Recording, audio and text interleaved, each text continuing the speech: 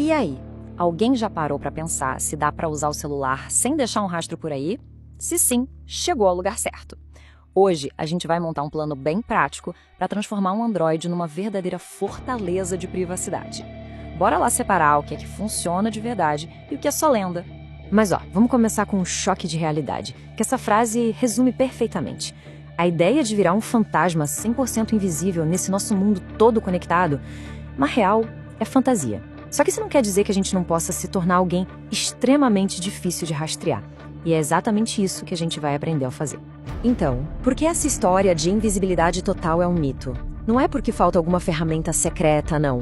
É que todo o ecossistema digital, sabe? Das torres de celular até os aplicativos que a gente usa, tudo foi pensado, desde o início, para saber onde a gente está e o que a gente está fazendo. E aqui dá para ver o porquê direitinho. Todo aparelho tem uma identidade única, tipo o e-mail, que é como se fosse o RG do celular.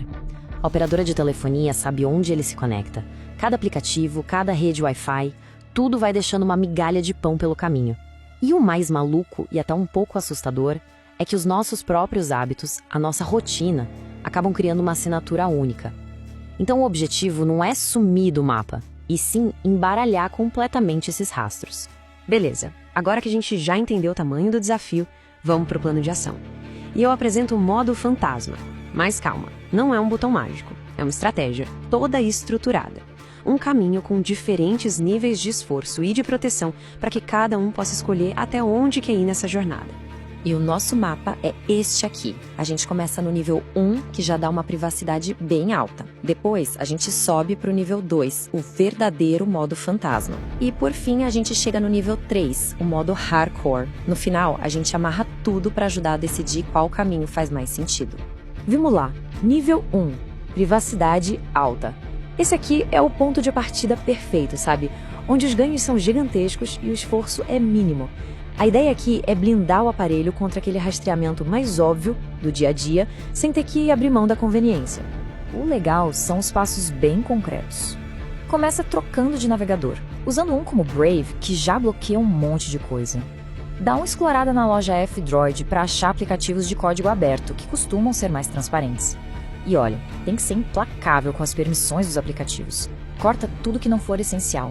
E claro, diminui a sincronização com o Google e sempre que usar um Wi-Fi público, liga uma boa VPN. São coisas simples, mas que juntas fazem uma diferença brutal. E o resultado? Ao completar esse nível 1, a pessoa já está num patamar de proteção muito acima do usuário comum.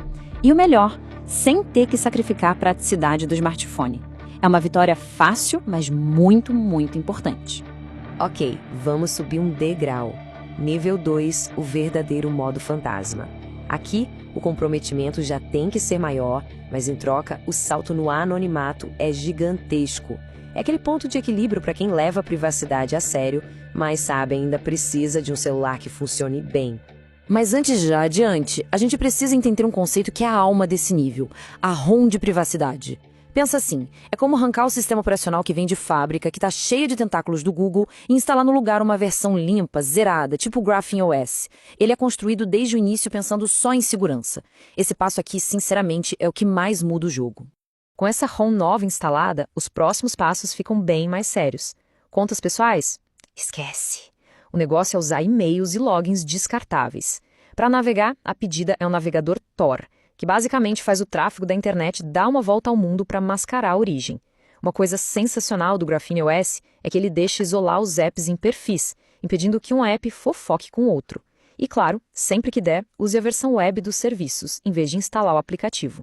E agora, chegamos ao último nível, o modo hardcore.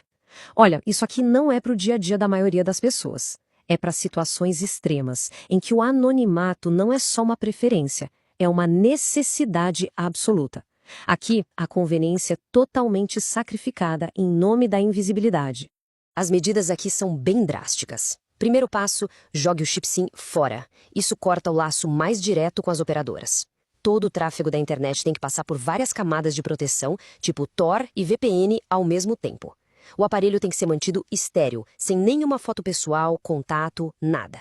A rotina de uso tem que ser imprevisível, para não criar padrões. E, obviamente, nunca, em hipótese alguma, usar uma identidade real para fazer login em qualquer coisa.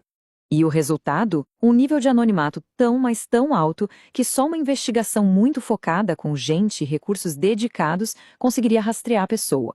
Para o rastreamento em massa, aquele automático que acontece o tempo todo na internet, ela se torna praticamente invisível. Parece que a gente cobriu tudo, né? Sistema, aplicativos, rede. A fortaleza digital parece impenetrável. Mas e se tiver uma falha de segurança que nenhuma dessas ferramentas consegue corrigir? Uma vulnerabilidade que a gente carrega o tempo todo. E aqui está ela. A maior vulnerabilidade, no fim das contas, não está no software. Está no hardware humano. São os nossos hábitos, os nossos padrões. É a nossa própria natureza que nos entrega. O nome técnico para isso é fingerprinting comportamental. Mesmo sem um nome ou um endereço de IP, dá para criar uma identidade única só com base em como, quando e onde a internet é usada. Pensa só, se todo dia de manhã uma pessoa anônima acessa os mesmos 5 sites, nessa mesma ordem, isso cria uma assinatura digital tão única quanto uma impressão digital.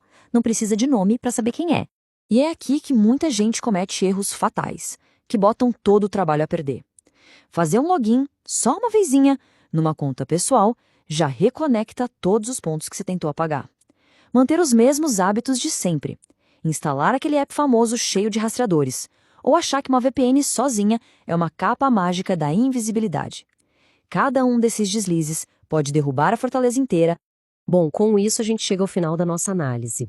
Agora, com todas as cartas na mesa, é hora de entender a troca que cada um desses níveis representa e pensar em qual caminho seguir. E essa tabela aqui resume tudo de um jeito brilhante. Olha só, no nível 1, a usabilidade é alta, super prático, e a privacidade já é de média para alta. No nível 2, a privacidade é alta de verdade, mas a usabilidade já cai um pouco, fica na média.